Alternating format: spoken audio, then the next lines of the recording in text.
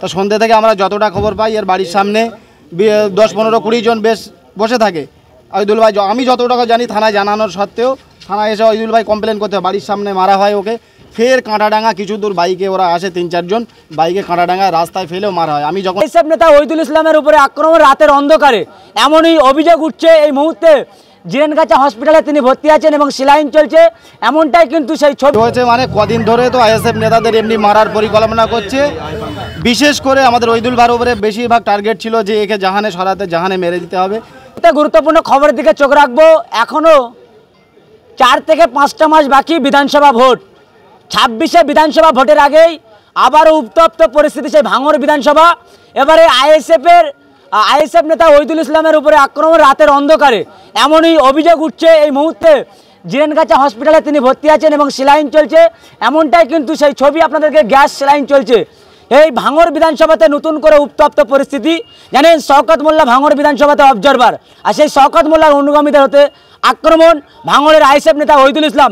এই মুহূর্তে যে যুবকদের ভিড়, আজকে ক্যামেরাম্যানকে ঘুরে দেখাতে বলবো এই যুবকরা যদি পাল্টা অ্যাকশন নেয় এই শওকত অনুগামীদের উপরে, তাহলে কি ভাঙড়ে দাঁড়াতে পারবে এই শওকত অনুগামীরা যারা রাতের অন্ধকারে আক্রমণ করছে আইএসএফ কর্মী নেতাদেরকে? এই মুহূর্তে যে ছবি দেখাচ্ছি আপনাদেরকে ভাঙড় বিধানসভাতে জিরেনগাছা হসপিটালে যে মানুষের যে ভিড়, এই যে পাল্টা যদি আবার অ্যাকশান নেওয়া হয় এর দায় কি নিতে পারবে এই শওকত মোল্লার মতো নেতারা? যেন কীভাবে মানুষের যে ভিড় আইএসএফ নেতার উপরে আক্রমণ হওয়ার পরে তারা যে ক্ষিপ্ত একেবারে পরিস্থিতি, তারপরেও বিধায়ক নওশাদ সিদ্দিকী সাহেবের খবর আসার পরে তারা একেবারে শান্তশিষ্টভাবে সেই হসপিটালের সামনে দাঁড়িয়ে আছে। এই মুহূর্তে কি ছবি আপনাদের দেখাচ্ছি যে আইএসএফ নেতা ওইদুল ইসলামের উপরে আক্রমণ যে ভাঙড় বিধানসভাতে। এই যে গণতন্ত্র দেশে যে যার মতো রাজনীতি করতে পারে, আর সেই দেশে আক্রান্ত হবে বিরোধী দল করলে, এমনটাই কিন্তু বার্তা দিচ্ছে আইএসএফের একাধিক নেতারা। এই মুহূর্তে দাঁড়িয়ে আছি জিরেনগাছা হসপিটালে। তাহলে কি পুলিশ প্রশাসন এই যে সেলাইন চলছে আইএসএফের নেতা সমিতির উপরে যে আক্রমণটা হলো, এনার বিরুদ্ধে যেভাবে যারা মেরেছে তাদের কি অ্যাকশন নেওয়া হবে? কি জানাচ্ছেন আইএসএফ নেতা, একাধিক আইএসএফের নেতারা, আইএসএফের অঞ্চল সভাপতিরা এবং পুলিশের কি বার্তা পাওয়া যায় আমরা দেখতে থাকবো। কি হয়েছে মানে কদিন ধরে তো আইএসএফ নেতাদের এমনি মারার পরিকল্পনা করছে। বিশেষ করে আমাদের ওইদুল ভাইয়ের উপরে বেশিরভাগ টার্গেট ছিল যে একে জাহানে সরাতে, জাহানে মেরে দিতে হবে। তো সন্ধ্যে থেকে আমরা যতটা খবর পাই এর বাড়ির সামনে 10-15-20 জন বেশ বসে থাকে। ওইদুল ভাই আমি যতটা জানি থানায় জানানোর সত্ত্বেও থানায় এসে ওইদুল ভাই কমপ্লেন করতে বাড়ির সামনে মারা হয় ওকে। ফের কাঁটাডাঙ্গা কিছু দূর বাইকে ওরা আসে 3-4 জন বাইকে কাঁটাডাঙ্গা রাস্তায় ফেলেও মারা হয়। আমি যখন গিয়ে পৌঁছি তখন যে রাস্তায় লুটিয়ে পড়ে আছে, আমরা সেই অবস্থায় তুলে নিয়ে প্রশাসন আশ্বাস দিয়েছে যে কারিমুল একে আগে জিরেনগাছা হসপিটালে নিয়ে যা, তারপরে যতটুকু করণীয় আমরা করবো। আমি সেই পুলিশের আশ্বাস, তাদের কথা শুনে কোনো রকম বিশৃঙ্খলা না, কোনো প্রতিবাদ না করে রাস্তায় না দাঁড়িয়ে আমরা চাইলে পারতাম কাশীপুর থানায় রাস্তা অবরোধ করে আমরা বডি রেখে আমরা করতে পারতাম, ওইদুল ভাইকে রাস্তায় শুইয়ে রেখে আমরা আন্দোলন করতে পারতাম। পুলিশকে সম্মান দিয়ে আমরা কিচ্ছু করিনি। আমরা আগে প্রাথমিক স্বাস্থ্য যে ওর পরীক্ষা, যতটুকু রাস্তায় বমি করছিল সেই অবস্থায় আমরা নিয়ে এসেছি। এখন কাশীপুর থানার দ্বারস্থ হবো, কাশীপুর থানা কী প্রশাসন ব্যবস্থা নেয় আমরা তারপরে আরজি কলেজ নিয়ে যাবো। যত আপনারা বুঝতেই পারছেন এটা রাজনৈতিক চক্রান্ত, যে একাধিকভাবে বাইরের লোক এনে, আমি চাইবো যে প্রত্যেকটা সিসি ক্যামেরা চেক করা হোক। বাইরের লোক যেভাবে ভাঙড়ে ঘুরুঘুরি করছে একমাত্র আইএসএফ নেতাদের, আইএসএফ কর্মীদের উপরে মারা চক্রান্ত চলছে। এটা প্রশাসনের কাছে বারবার আমরা অনুরোধ করছি।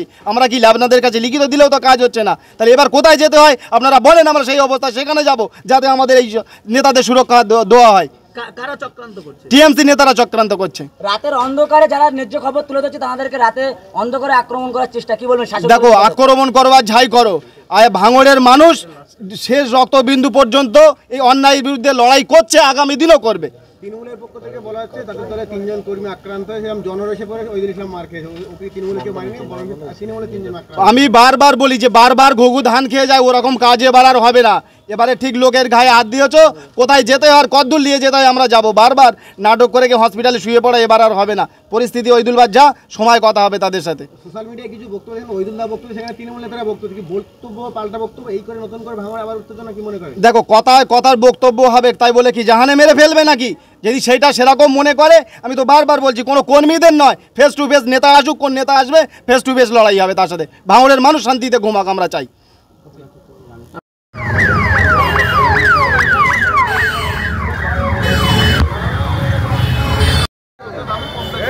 পানি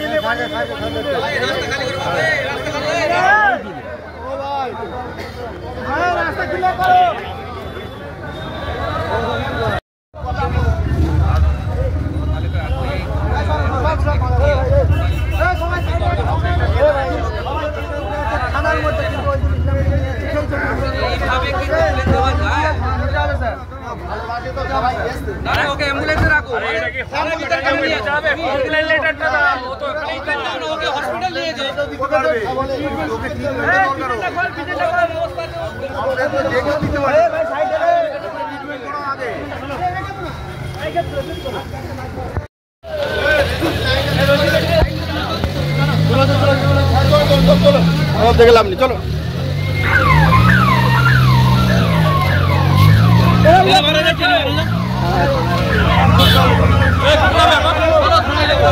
থানা চলো, থানা।